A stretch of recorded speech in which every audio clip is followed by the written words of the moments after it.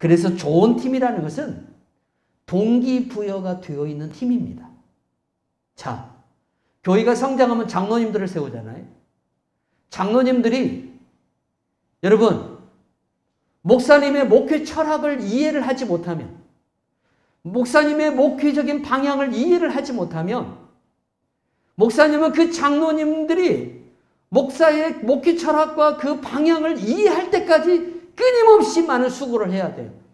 거기에 에너지를 다 쏟아버리는 거예요. 그리고 나중에 장로님들이 동기부여가 돼서 하나님의 일을 하려고 하면 목사님은 이미 나이가 은퇴할 시기가 돼서 그 교회를 떠나야만 되는 시기가 오는 것을 볼 수가 있어요. 왜 여호수아가 가나안 땅에 들어갈 수 있었냐면 자기를 따르는 백성들이 동기부여가 되어 있어요. 뭐예요? 아무리 힘들고 어려워도 가나안 땅으로 들어간다는 거예요. 아무리 힘들고 어려워도 우리는 가나안 땅으로 들어갑니다. 이게 동기부여가 되어 있는 거예요. 근데 모세를 따르는 백성들은 동기부여가 되어 있지를 않아요. 왜 여기까지 와야 돼?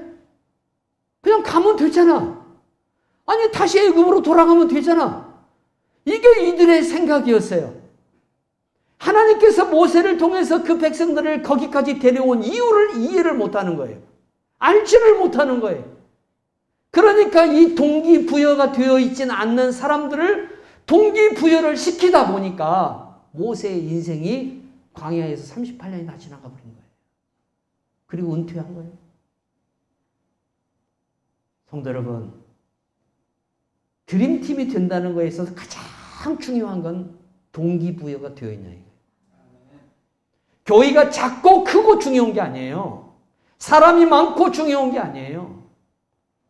동기부여가 되어 있냐 이거예요. 정말 새로움을 향해서 이 종말의 시대에 하나님 나라를 완성하고자 하는 그 꿈과 같은 비전을 가지고 있냐 이거예요. 여호수아의 백성들은 그 동기부여를 가지고 있어요. 가나안에 들어가야 된다는 거예요.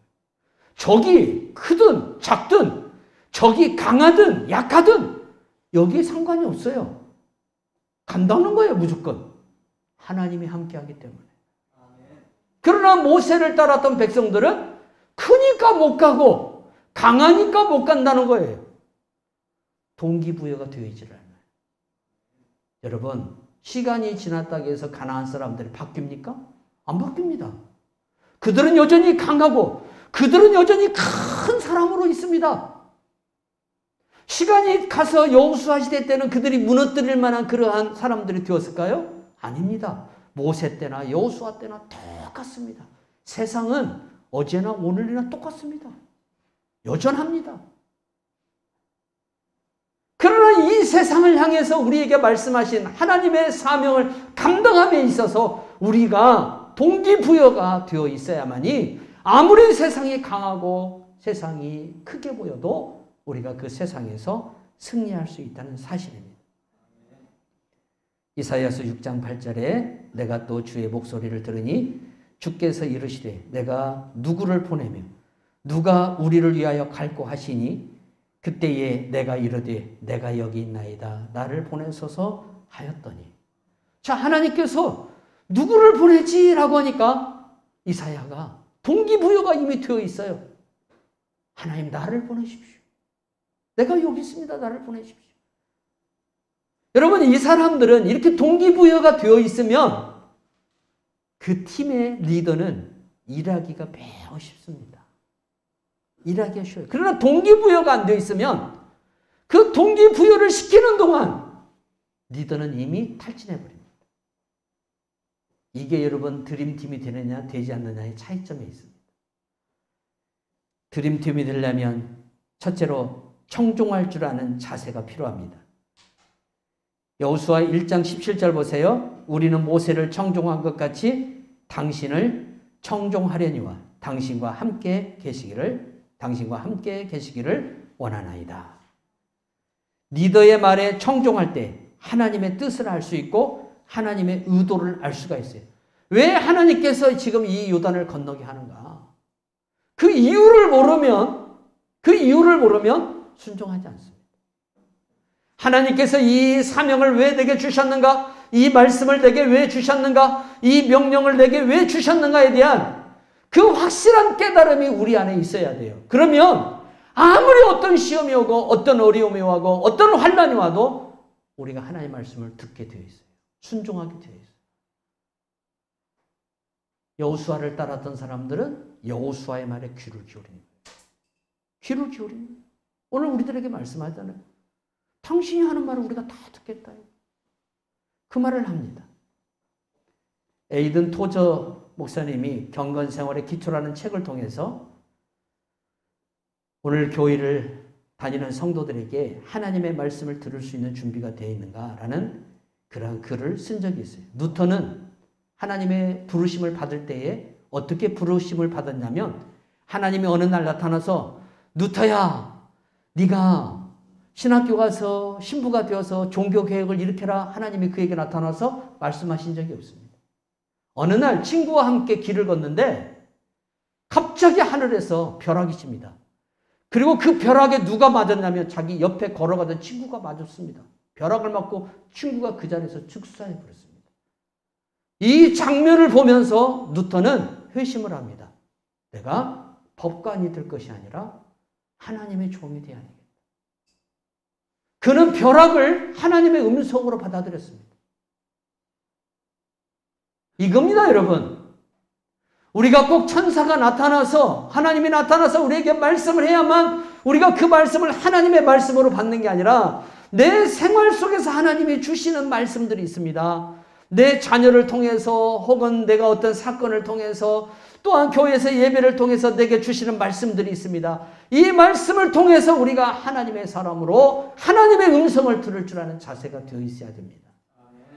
여러분, 저 낙엽 하나를 갖고도 하나님의 음성을 듣는 사람들이 있습니다. 그 낙엽 속에 있는 신비를 보면서 하나님의 음성을 깨닫습니다. 그러한 성도들이 되어야 될 줄로 믿습니다. 유명한 여러분 스펄전 목사님도 감리교 주일학교 어느 교사가 격려하는 말을 듣고 주님의 종이 되었고, 무디도 자기 친척 중에 어느 부인의 간증을 듣고 성령의 기름 부음을 받아서 미국을 뒤집어 놓는 부흥사가 되는 겁니다. 바로 청종하는 자세가 우리에게 있어야만이 우리가 하나님의 드림팀에 속할 수 있다는 사실입니다. 순종하는 사람을 드림팀 멤버로 두 번째 선택하라고 합니다. 순종하는 사람. 순종은 우리들의 삶에 있어서 매우 중요한 겁니다. 그리스도께서 약하심으로 십자가에 못 박혔으나 하나님의 능력으로 살아계시니 우리도 그 안에서 약하나 너희에 대해 하나님의 능력으로 그와 함께 살리라. 순종하는 사람들의 특징은 뭐냐면 자기 능력을 안 믿습니다. 자기 능력을 신뢰하는 게 아니라 자기 안에 오셔서 역사하는 하나님을 신뢰합니다. 이게 순종하는 사람들의 특징입니다. 어떤 말씀을 딱 껴요. 그러면 그 말씀을 순종하는 사람들의 특징은 믿음이 있다는 거예요. 그 믿음은 어떤 믿음이냐면 내 안에서 역사하는 하나님을 믿는 거예요. 나를 통해서 역사하는 하나님을 신뢰하는 거예요. 이것이 진짜 믿음이다 이겁니다. 자기를 신뢰하는 게 아니라 자기 능력을 신뢰하는 게 아니라 나와 함께 하시고 내 안에 계시는 나를 인도하시는 하나님 아버지를 믿는 그 믿음이 바로 우리를 순종하게 만든다는 사실입니다. 오늘 우리가 이런 성도가 되어야 될 줄로 믿습니다. 그래서 사무엘 선지자는 사무엘상 15장 22절에서 사무엘이 가로되 여호와께 번제와 다른 제사를 그 목소리에 순종하는 것을 좋아하신 같이 좋아하시겠나이까 순종이 제사보다 낫고 듣는 것이 수양의 기름보다 낫다라고 말씀했습니다. 사랑하는 성도 여러분, 하나님께 순종하시기 바랍니다.